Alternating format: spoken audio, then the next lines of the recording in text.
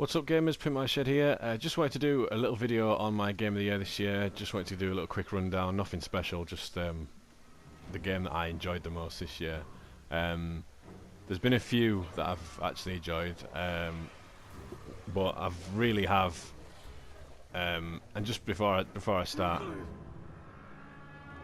I actually struggle to play computer games and talk at the same time. So if I stop and stutter and mix my words up, it's because I'm trying to concentrate on talking and doing this as well.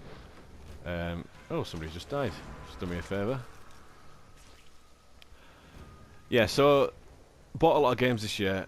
I'm not going to round them off, but I did buy pretty much everything that I wanted to buy this year on the Wii U and PlayStation 4. So trying to play all of them equally has been hard because there's been that many games that's come out that I really wanted, especially when I've been sinking a lot of time into Grand Theft Auto Online and Destiny. They've been the big ones that I've been sinking a lot of time into.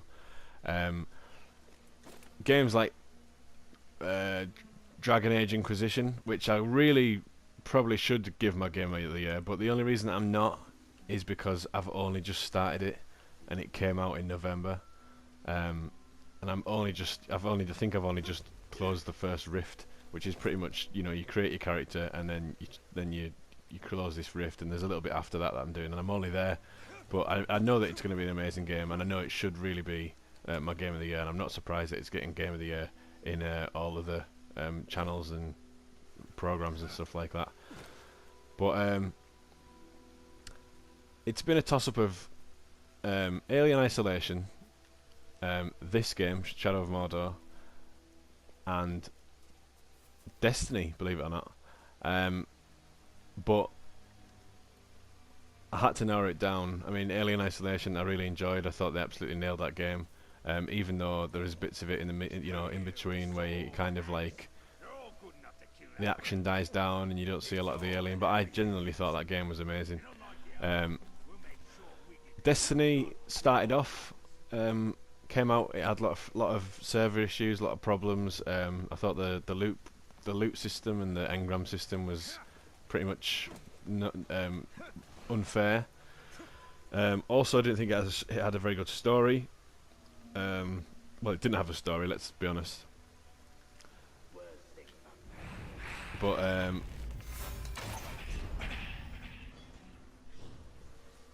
since all the updates have come out for it, I did think, you know, and I've got the expansions and stuff, and they have sorted a lot of it out and patched it, and you know now the loot's quite fair. You know, the story is still non-existent really, but you know, it's still a game that have sunk a lot of time into,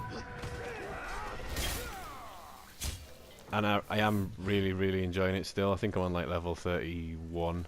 And there's only, I think it only goes up to level 32 until the next expansion comes out.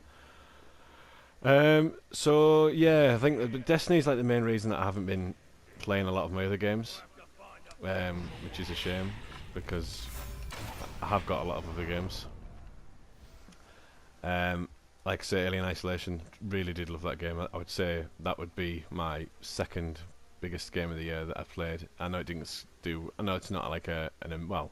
Not everybody enjoyed it. I mean, it didn't do amazingly well in the reviews, but I thought it was great the way they absolutely nailed it, film-wise and every detail and stuff like that. And it was proper survival horror. But I'm gonna have to give it to this Shadow of Mordor, just for the simple fact that it's an absolute amazing game. It takes the best of both bits from Arkham City and Assassin's Creed, and I think also because Arkham Knight was cancelled until next year, or this year rather, it was kind of a good substitute. And to be fair, this game, for me anyway, excuse me, it kind of came out of nowhere. And once I played it, I was absolutely hooked. I thought it was amazing. I think the gameplay is amazing. Sometimes it's got a few frame rate issues. It's not as smooth as it should be sometimes. But the gameplay is solid. The mechanics are amazing. The Nemesis system, which the Nemesis system is the thing that's clinched it for me, because the Nemesis system, if you don't know, is basically a system in which like if any enemy kills you in the game, and you die, then that level, I'll show you on this. Then that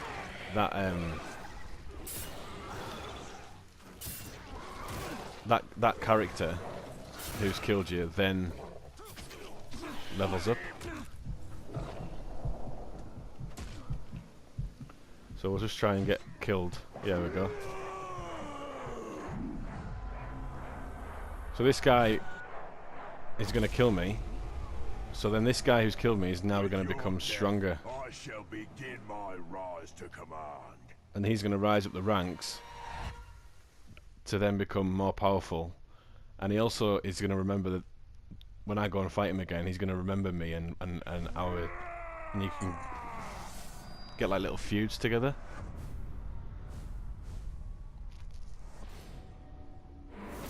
So Armug's actually taken over that guy. He's leveled up to promoted to captain. And this is just the system where the back five, they're the really high up generals, but you've got to go through all these guys to get to them.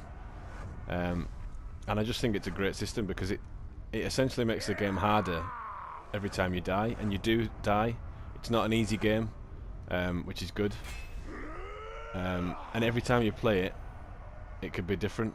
So you've got all these four at the back. Sorry, these five at the back who've got bodyguards. So the lines pointing out to the shadowy figures are the people that I need to identify, so I can then go after the generals. Pardon me. And I've just never seen anything like this in a game, and I think that it's so unique. You know, and you've got to learn the people you identify's weaknesses, and weaknesses and strengths and stuff like that, and you've got to assess all this before I then go and fight this guy, so I don't like die. And fights with these generals and stuff can last up to like an hour. You know, if you take it really seriously, I think it's just an amazing achievement, what they've done in this game, and it is amazing. It really is a great game, and for that reason, the Nemesis system and everything else, the graphics, the story, the setting, Lord of the Rings is awesome. You know, that's why Shadow of Mordor is going to get my game of the year for 2014. Dragon Age Inquisition probably would have got it if I'd played it more, but I can't judge it I can't judge it if I haven't had real time with it. So there can be only one Lord of the Rings. So that's my game of the year, Shadow of Mordor. And if you haven't played it, I recommend you do, because it's awesome. Thanks a plenty, stranger. On the right.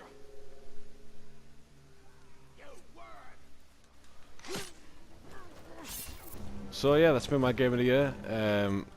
Hopefully gonna look out for some more amazing games next year. Hopefully not as many delays as we've had this year. And I will see you again for another video.